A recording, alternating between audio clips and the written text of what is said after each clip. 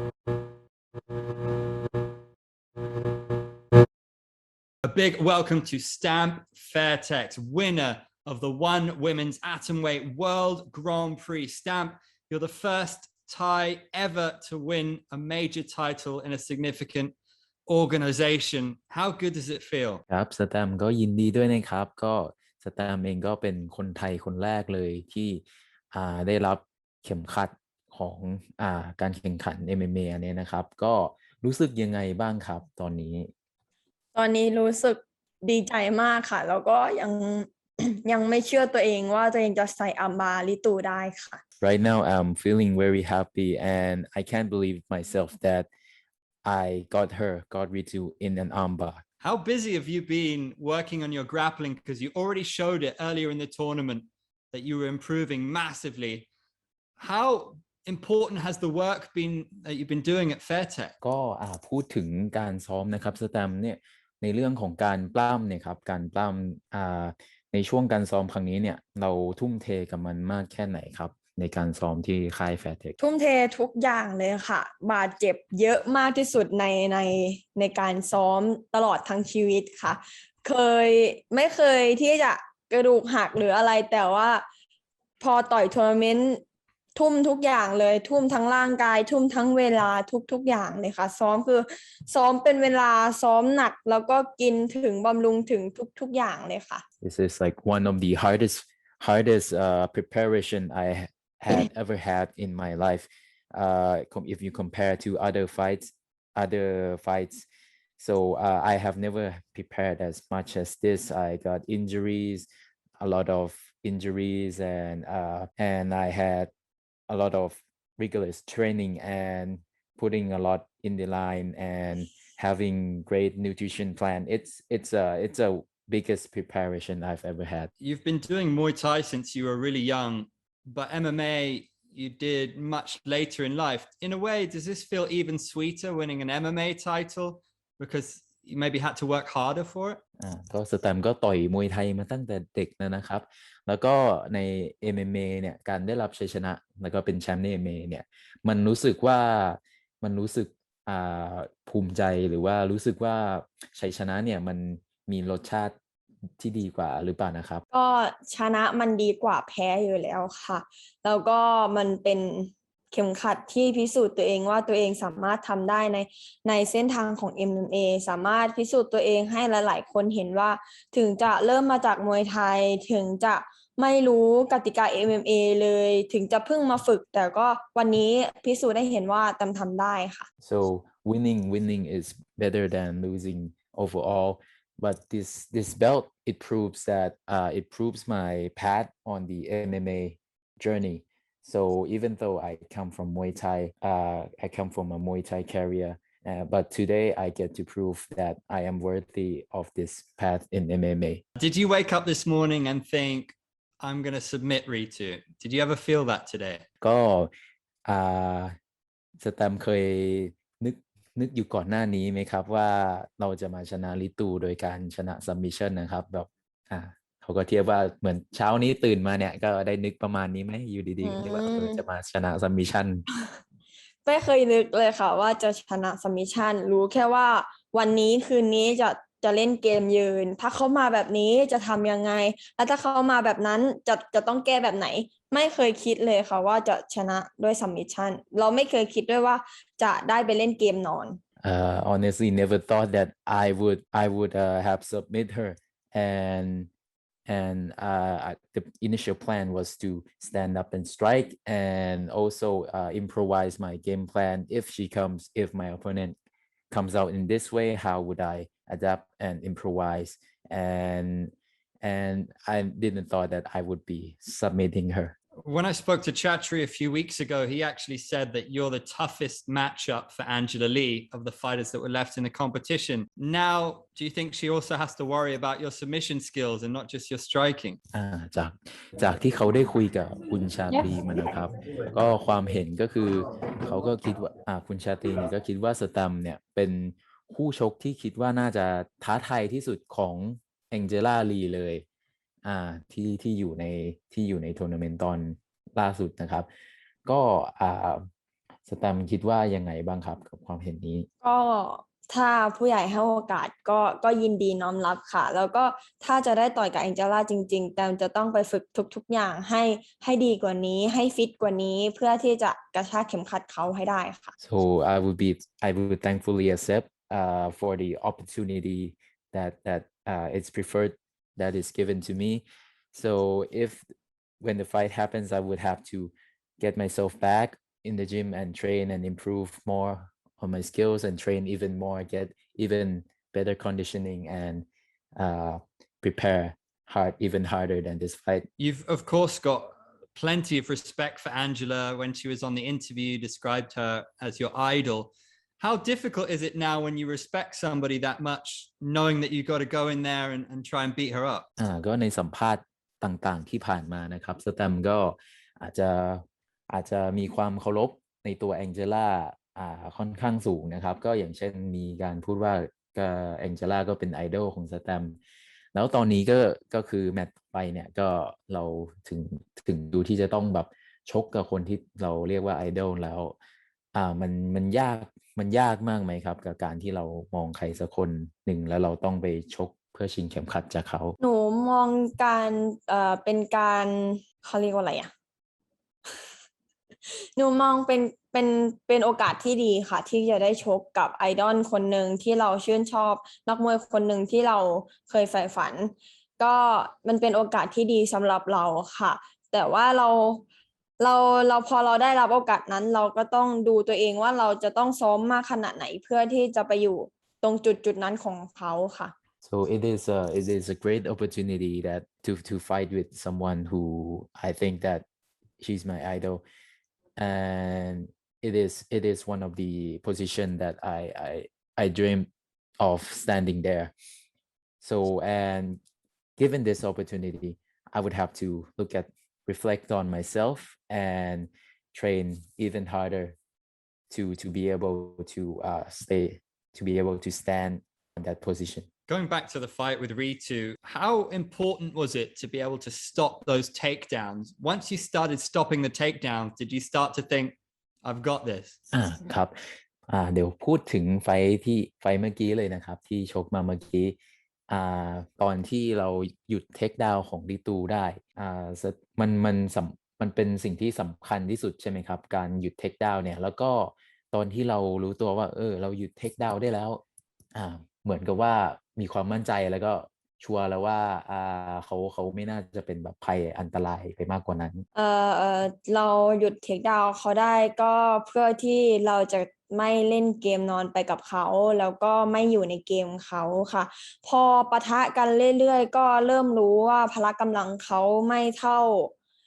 ากับคนที่เราซ้อมด้วยอย่างเช่น Y2K อย่างเช่น Lambo อย่างเช่น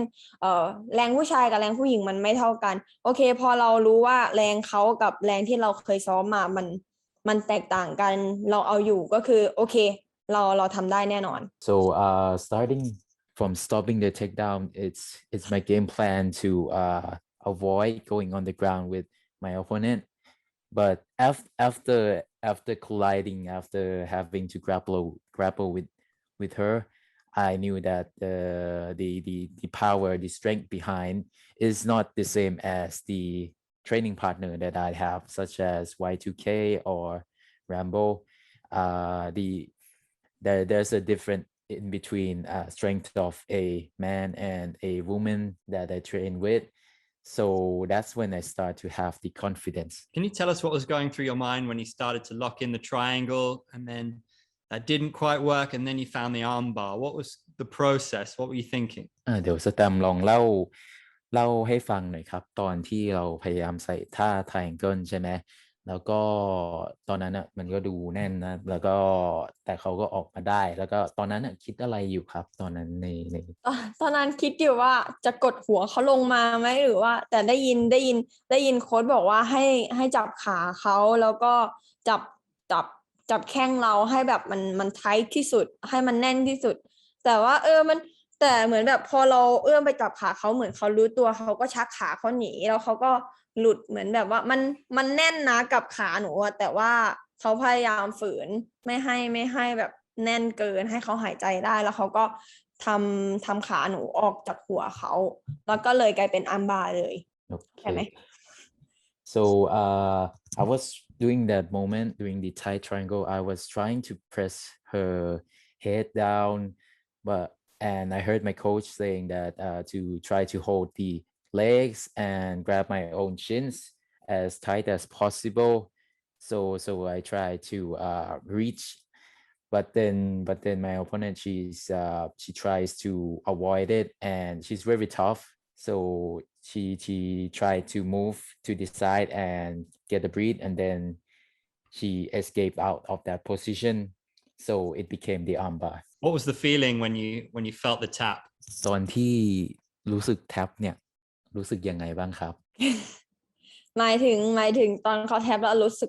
สึกว่าเขาแท็บหรือว่าเรารู้สึกตอนนั้นว่าดีใจหรือยังไง ตอนที่แบบว่าเราอาร์มบาร์ปุ๊บใช่ไหมมัน อือฮึ ตึงมากแล้วเขาก็แท็บเลยยอมแพ้แล้วเราเหมือนเรารู้ตัวเลยว่าเราชนะตอนนั้นรู้สึกยัง ตอ ไง น บ้าง นั้นไม่รู้ด้วยตอนนั้นน่ะรู้แค่ว่าเขาแตะแต่เขาไม่ได้แตะแบบแปะแปะแปะอะไรอย่างนี้เขาแตะแบบทีเดียว มันก็เลยเหมือนแบบว่าสองแง่สองง่ามเหมือนหนูต่อยกับอาริโอนาประมาณนั้นน่ะหนูก็เลยยังไม่ปล่อยก็เลยให้กรรมการจับก่อน พอรู้ว่าโอเคนั่นแท็บแล้วก็คือดีใจมากแล้วก็ไม่คิดเลยว่าจะใส่อาร์มบาร์ในตู้ได้ So at first it was a small tap, so I am not confident about that it's a big tap, so I just keep the armbar and wait for the referee to stop it. So when the stop happens, I am very happy. So I never thought I would have tapped Ritu with an armbar. Why were you smiling when she lifted you up? It looked like she was going to get a big takedown, but then you got a guillotine. What were you smiling about? ก็ตอนที่โดนยกนะสแตมป์ก็แบบยิ้มใช่ไหมตอนนั้นเนี่ยทำไมถึงยิ้ม เพราะว่าหนูเกียร์ทีนเขาได้อะค่ะ ก็คือแบบแขนอยู่ในคอเขาเรียบร้อย คอเขาอยู่ในแขนหนูเรียบร้อยแล้ว ถ้าเขาแบบสแลมลงมาคือคอเขาคือลงพื้นเรียบร้อยแล้ว คือเขาโดนโชกแน่ๆเขาก็เลยไม่กล้าที่จะสแลมก็เลยยิ้ม It's because of the guillotine choke. Her neck is already in my arms. So if the slam eventually happens, the choke will be sink in, and that is the moment that I started to smile because of the confidence. So that's why she didn't slam back. There seems to be lots of respect between both of you. I know you've got Angela next and the title, but will you give Ritu a rematch at some point next year? ครับก็คือทั้งสองคนก็เคารพกันมีแบบความเคารพกันเนอะแล้วก็แมตช์ต่อไปเนี่ยของสแตมก็น่าจะเป็นแองเจล่าแล้วคิดว่าในปีหน้าเนี่ยถ้าเกิดหลังจากนั้นอาจจะสนใจรีแมตช์กับพริตูไหมครับ เขาสนใจจะรีแมตช์กับหนูเหรอ สแตมสนใจจะรีแมตช์กับเขาไหม หนูชนะแล้วหนูก็ไม่อยากรีแมตช์กับใครหรอกแต่ถ้าหนูแพ้หนูก็อยากรีแมตช์อยู่ Because I won this fight, I didn't really want to have a rematch. If I lost, I would want to have a rematch. It's not every day you speak to somebody who's been a world champion in kickboxing, a world champion in Muay Thai, and now winning a Grand Prix world title in MMA. Do you think you're now in the conversation for being one of the best martial artists ever? ก็จริงๆแล้วเนี่ยก็เป็นเรื่องที่หาได้ยากมากเลยการที่คนคนหนึ่งเนี่ยจะได้เป็นแชมป์ทั้งคิกบ็อกซิ่งมวยไทยแล้วก็อันนี้ก็คือ MMA ด้วยนะตอนนี้เนี่ยสแตมป์คิดว่าหลายๆคนจะเริ่มพูดว่าเราเนี่ยเป็นหนึ่งในนักศิลปะการต่อสู้ที่อยู่อันดับต้นๆหรือว่าเก่งอันดับต้นๆของโลกอะไรประมาณนี้ไหมครับเพราะว่าแบบมันไม่ใช่เรื่องง่ายเลยที่จะได้แบบข้ามกีฬากันเลยข้ามกฎกติกาอย่างนี้เลยครับการเป็นแชมป์ ถามว่าเก่งระดับต้นๆไหมหนูยังไม่ถึงขนาดนั้นค่ะ แต่ว่าถ้าให้พูดถึงหลายๆคนพูดถึงว่าสแตมป์สามารถที่จะต่อยมวยไทยคิกบ็อกซิ่งและ MMA ได้อันนี้หลายๆคนพูดถึงค่ะหลายๆคนก็สามารถทำได้ค่ะเพราะว่าMMA ก็ผสมผสานกีฬาหลายๆอย่างรวมกันอยู่แล้วค่ะก็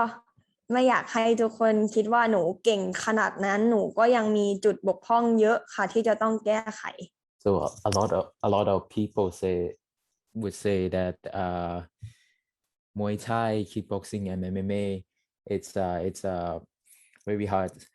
It could be achieved from Sam's viewpoint. She says that it could be achievable because in MMA it's a mixture of a lot of mixed martial arts. It include Muay Thai and kickboxing. So for me myself, I wouldn't say that I would be one of the top or the best. And there is a lot of things that I can improve on and become a better martial artist in the future. Finally, do you have a message for Angela Lee? I heard that she wants to come back in February. It's all set up. This fight is going to be massive. What would you say to Angela? ครับก็เบื้องต้นเนี่ยเขาได้ยินว่าแองเจล่าลีเนี่ยก็พร้อมจะกลับมาในเดือนกุมภานะครับก็จะเป็นไฟท์ที่ใหญ่มากๆเลยแล้วสแตมป์มีข้อความอะไรจะส่งให้แองเจล่าไหมครับ ก็อยากจะบอกแองเจล่าลีค่ะว่าให้ซ้อมมาให้ดีค่ะ เพราะว่าหนูตอนนี้กำลังสดกำลังไฟแรงหนูอาจจะไปกระชากเข็มขัดของแองเจล่าลีค่ะ So I would like to tell Angela that I hope you train really hard and had a good training camp for this fight because I'm like in this moment I'm very fresh and I'm ready for combat and yeah I would try to take that belt from her. Stamp, the Grand Prix champ. Thank you so much. Really good to speak to you and congratulations.